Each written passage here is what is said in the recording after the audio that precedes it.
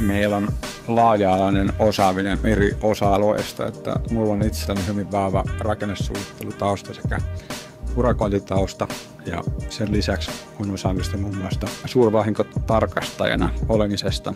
Kaupallisen osaamisen lisäksi niin hyvä tekninen osa. Kiteyttää 3 pointtia ja ne on luottamus, proaktiivisuus ja ihmisläheinen työskentely. Luottamus on sitä, että me tehdään se, mitä me luvataan.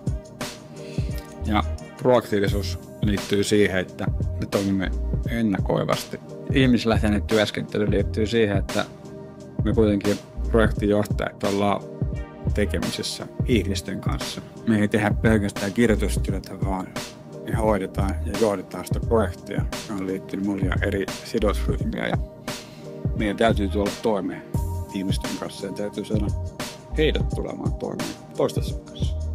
Sehän on tosi hieno juttu, että me Nordetechillä ollaan meidän rakennesuunnittelu ja rakennuttaminen on samassa tilassa. Vaikka esimerkiksi itselleni on vahva rakennesuunnittelu tausta, niin se on todella hienoa, että me pystytään käyttämään toisiamme ja toistemme osaamista tosi hyvin hyödyksi.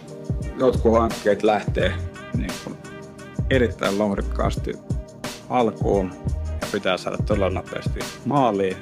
Ja niitä voi vähän kuvailla yritykseksi, joka pitäisi saada päivä 1 hyvin käyntiin ja saada erilaiset sidosryhmät, jotka välttämättä ei ikinä ollut tekemisissä toistensa kanssa, niin toimimaan hyvin yhteen.